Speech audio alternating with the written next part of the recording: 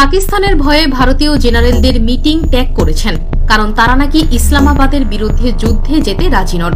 সম্প্রতি এমনই এক বক্তব্য নিয়ে একটি ভিডিও ভাইরাল হয়েছে সামাজিক যোগাযোগ মাধ্যমে, যেখানে দেখা যাচ্ছে ভারতীয় জেনারেলরা হঠাৎ করে একটি মিটিং সভা ত্যাগ করেছেন।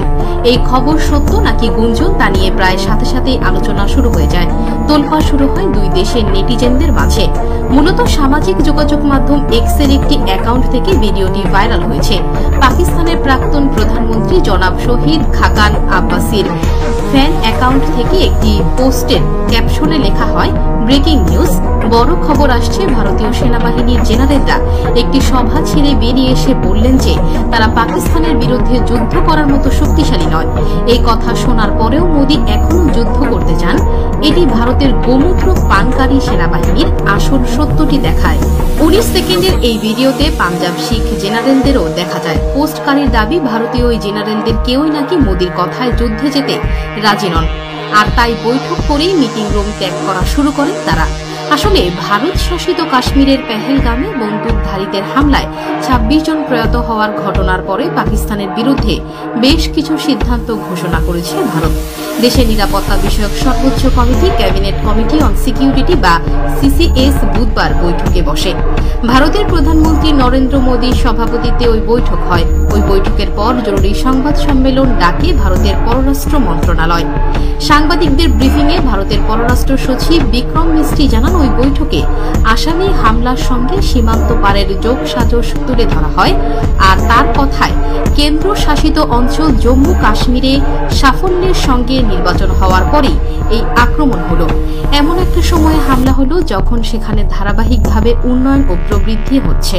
ঠিক তখনই সেই ভাইরাল ভিডিও ছড়িয়ে পড়ায় অনেকেই মনে করেন এই ভিডিও সেই মুহূর্তের এবং ভারত আসলেই পাকিস্তানকে ভয় পেয়ে সরে আসতে চাইছে।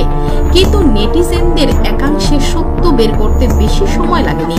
ইমরান খান ISP1 নামের আরও একটি এক্স অ্যাকাউন্ট থেকে সরাসরি প্রমাণ করে দেয় যে এটি মোটেও সাম্প্রতিক কাশ্মীর হামলা নিয়ে হওয়া মিটিং নয়, বরং মার্চ মাসে হওয়া একটি সাধারণ বৈঠকের অংশ।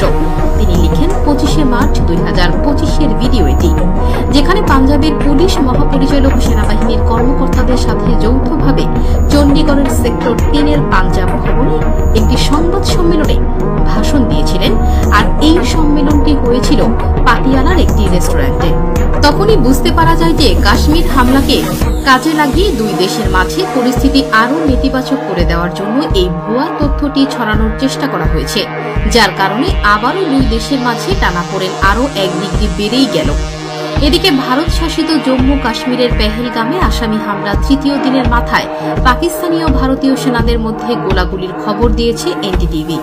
ভারতীয় সংবাদ মাধ্যমটি লিখেছে, গত বৃহস্পতিবার রাতে নিয়ন্ত্রণ রেখা বরাবর ভারতীয় চৌকি লক্ষ্য করে পাকিস্তানি সেনাবাহিনীর অনুমান নির্ভর গুলির পাল্টায় ভারতীয় সেনাবাহিনী গুলি চালিয়েছে। সামরিক সূত্র বলছে, নিরাপত্তা বাহিনী পাকিস্তান সেনাবাহিনীকে কার্যকর জবাব দিয়েছে এবং কোনো হতাহতের ঘটনা ঘটেনি। এক সূত্র NDTV-কে বলেছেন, গত রাতে নিয়ন্ত্রণ রেখার বিভিন্ন স্থানে পাকিস্তানের তরফে ছোট অস্ত্র ব্যবহার করে গোলা বর্ষণের ঘটনা ঘটে। সেই গুলির কার্যকর জবাব দেওয়া হয়েছে। ভারতীয় সংবাদ মাধ্যমটি লিখেছে, জম্মু কাশ্মীরের পেহেলগামে পর্যটকদের ওপর আসামি হামলার কয়েকদিন পর দুই প্রতিবেশী দেশের মধ্যে নতুন করে সংকট দেখা দিয়েছে।